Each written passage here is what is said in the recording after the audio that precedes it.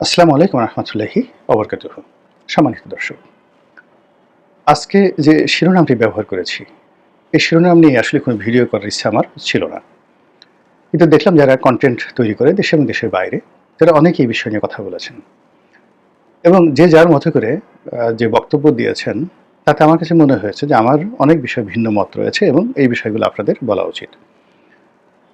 সেনাপ্রধান ওয়াকারুজ্জামান, আপনি স্বীকার করুন আর না করুন, এখন দেশের প্রধানতম ব্যক্তি।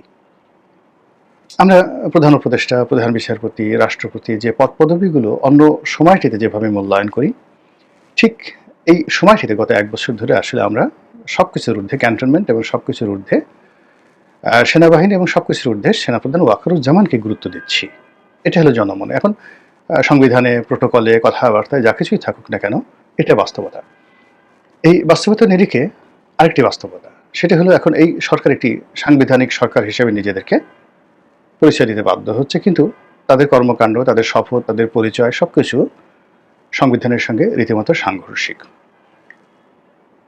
সাবেক প্রধানমন্ত্রী শেখ হাসিনা তার জমানাতে এই সংবিধানকে টিকে কেটে কুটে যে অবস্থায় রেখে গিয়েছেন, এই সংবিধান যদি চালু থাকে, তাহলে এই বর্তমান সেনাপ্রধান এবং তার সহযোগী যারা আছেন, বর্তমান রাষ্ট্রপতি থেকে শুরু করে এখন যারা আছেন, ইনক্লুডিং প্রধান বিচারপতি, সবাই আগামী দিনে কি যে বিপদ এবং বিপত্তির মধ্যে পড়বেন, তা কল্পনাও করা যাচ্ছে না।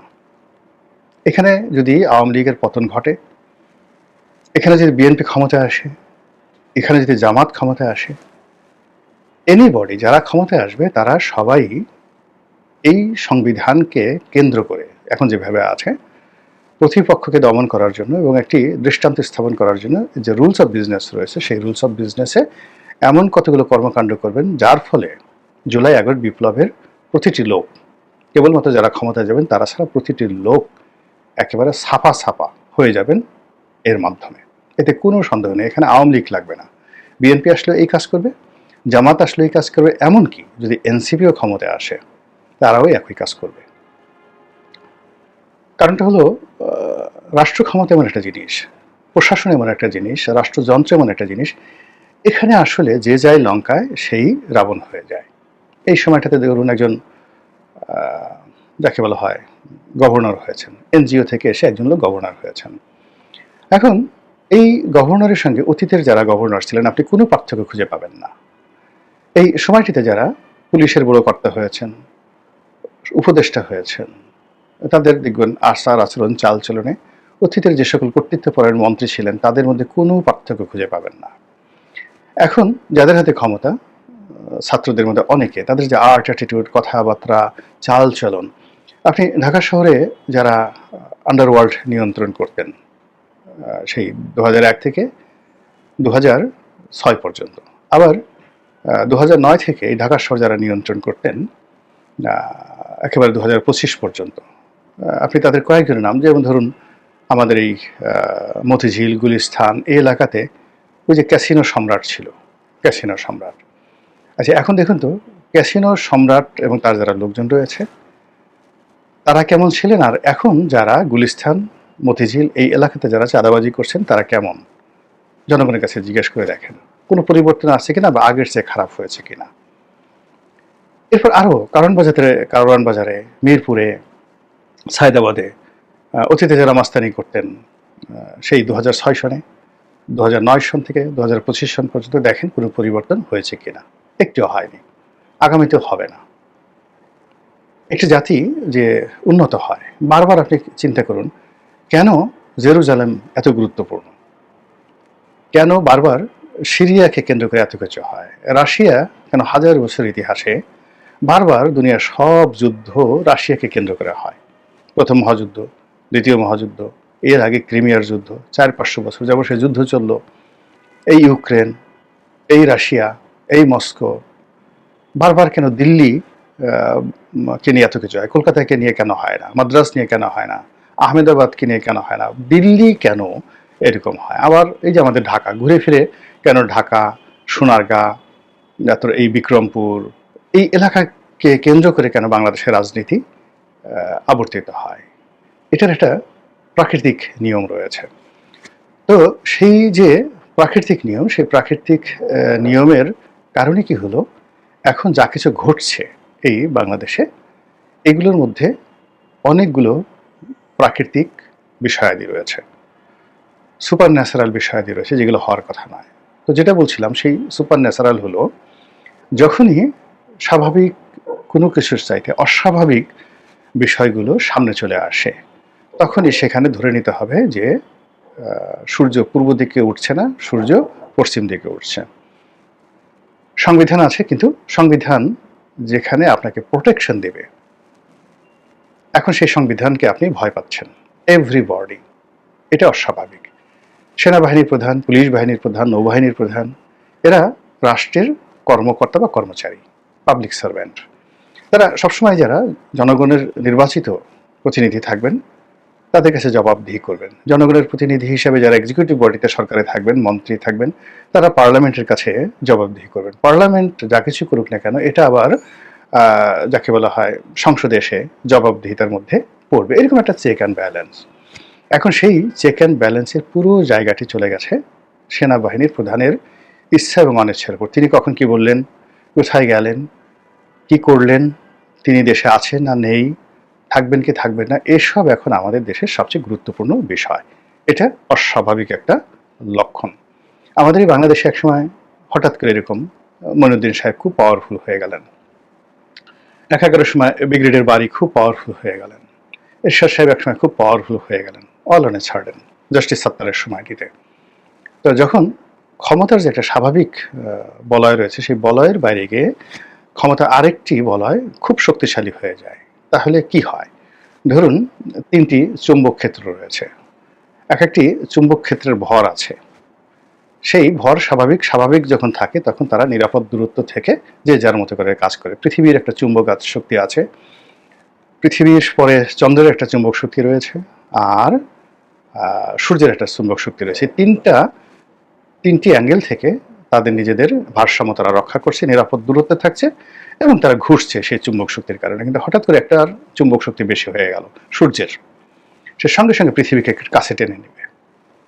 আবার চন্দ্রের চুম্বক শক্তি বেশি হয়ে গেল, সে সঙ্গে সঙ্গে পৃথিবীর কাছাকাছি চলে আসবে বা পৃথিবীকে টেনে নিয়ে যাবে। পৃথিবীর সমস্ত জল, বায়ু এলোমেলো হয়ে যাবে। এমন দেখেন জোয়ার, পূর্ণিমা এবং মানে অমাবস্যাতে কি হয়। তো একইভাবে আমাদের প্রধান উপদেষ্টা, প্রধানমন্ত্রীর কার্যালয়ের একটা আকর্ষণ আছে, চুম্বক শক্তি আছে। রাষ্ট্রপতির কার্যালয়ের একটা চুম্বক শক্তি ভারসাম্য রয়েছে, আর প্রধান বিচারপতির একটা ভারসাম্য রয়েছে। পুরো শক্তিটি এখন চলে গেছে প্রধান, যাকে বলা সেনাপতির দরবারে। ফলে আমরা এখন কে নৌবাহিনীর প্রধান, আমি নাম জানি না, আপনি জানেন? বলেন তো নৌবাহিনীর প্রধান কে বাংলাদেশে, কিংবা বিমান বাহিনীর প্রধানকে আমি জানি না। আমি এত ইউটিউব করি, এত কন্টেন্ট করি, আমার এই মুহূর্তে মনে আসছে না। কিন্তু যদি বলা হয় জেনারেল ওয়াকারুজ্জামান, আপনাকে কিছু বলতে হবে বলেন? কিছু বলতে হবে না, আপনি মুহূর্তের মধ্যে বুঝতে পারবেন। It means he has the power, তার ক্ষমতা আছে। তো সেই ক্ষমতা এখন যেটা আছে সেটা হলো দৃশ্যমান ক্ষমতা এবং ইমপ্লয়েড ক্ষমতা। কিন্তু এটা সামনের দিনে কি কেবলই দৃশ্যমান থাকবে, নাকি দৃশ্যমান প্লাস কার্যকর একত্র হবে? এটা কিছু লক্ষণ ফুটে উঠেছে। অতি সম্প্রতি তিনি চীন থেকে এসে দেখা করেছেন। প্রথমে তিনি প্রধান বিচারপতির বাসভবন, মানে সরকারি বাসভবন নয়, তার গুলশানের ব্যক্তিগত বাসভবনে দেখা করেছেন। এটা নজিরবিহীন, ইতিপূর্বে কখনো ঘটেনি। এটা নিয়ে নানা রকম ক্যালকুলেশন। যেহেতু প্রধান বিচারপতির পদটি খুবই সেন্সিটিভ, আইনের একজন ছাত্র হিসেবে আমি জানি যে এখানে প্রধান বিচারপতি এবং সেনাপতি তাদের যে সাক্ষাৎ, এটি স্বাভাবিক না, অস্বাভাবিক একটি বিষয়। এমনকি মার্কিন রাষ্ট্রদূতের সঙ্গে প্রধান বিচারপতির যে সাক্ষাৎ, এটি অস্বাভাবিক বিষয়। কতগুলো ঘটনা সুপ্রিম কোর্টে ঘটছে এবং সেই ঘটনার সাথে রাষ্ট্র, বিশেষ করে তত্ত্বাবধায়ক সরকারের যে বিল, তার সঙ্গে রাষ্ট্রের সংহতি, সরকারের স্থায়িত্ব, আরও অনেক কিছু নির্ভর করে। কাজেই প্রধান বিচারপতির এখানে যে ভূমিকা খুবই গুরুত্বপূর্ণ। দ্বিতীয়ত, তত্ত্বাবধায়ক সরকার ব্যবস্থা যদি চালু হয়ে যায়, সেক্ষেত্রে প্রধান বিচারপতি নিয়ম অনুযায়ী তিনি সরকার প্রধান হবেন, যদি তত্ত্বাবধায়ক ব্যবস্থা ইমিডিয়েটলি আমরা চালু করতে চাই। তো সেক্ষেত্রে তার ব্যক্তিগত মত, অভিমত, তার দৃষ্টিভঙ্গি, এগুলো জানতে চাওয়া, বুঝতে চাওয়া, এই বিষয়গুলো নিয়ে যাকে বলা হয় বৈঠক এটি প্রোটোকলের বাইরে গিয়ে করতে হচ্ছে। এবং শুধু তাই নয়, প্রধান বিচারপতি ইতিপূর্বে মার্কিন রাষ্ট্রদূতের সঙ্গে সাক্ষাৎ দিয়েছেন। এমনকি এমনকি ডক্টর মোহাম্মদ ইউনূস তার বাসভবনে গিয়ে তার সঙ্গে সৌজন্য সাক্ষাৎ করেছেন। নজিরবিহীন ঘটনা। ইট মিনস এটা স্বাভাবিক নয়, একেবারে অস্বাভাবিক ঘটনা। দ্বিতীয়ত, আমরা অনেকদিন ধরে শুনে আসছিলাম যে প্রধান উপদেষ্টা এবং প্রধান সেনাপতি এই দুজনের মধ্যে একটা যাকে বলা হয় শীতল সম্পর্ক বিরাজ করছে। সরকারের অনেক ইচ্ছা পূর্ণ করা হচ্ছে না, সেনাবাহিনীর অনেক ইচ্ছা সরকার পূর্ণ করছে না।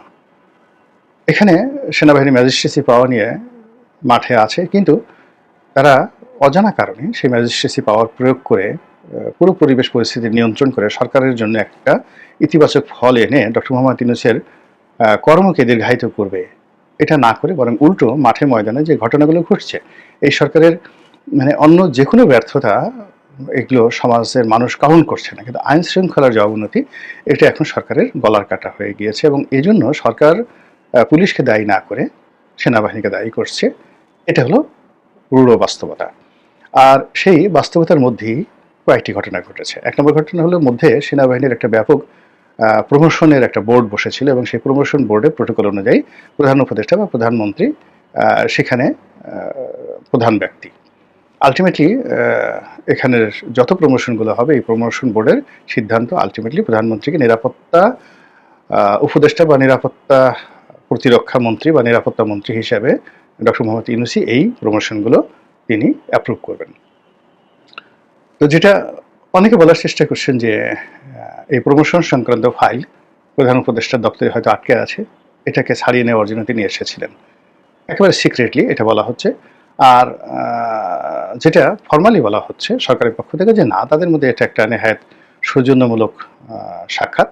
প্রধান উপদেষ্টা প্রধান সেনাপতির প্রশংসা করেছেন তার চমৎকার কর্মকাণ্ডের জন্য, আর প্রধান সেনাপতি প্রধান উপদেষ্টাকে আশ্বস্ত করেছেন যে সরকারের সকল কর্মকাণ্ডে অতীতের মতোই সকল রকম সাহায্য এবং সহযোগিতা দিয়ে তিনি এটা করবেন, তাকে বলা হয় তাকে সহযোগিতা করবেন। এটা গেল এখানের পার্ট।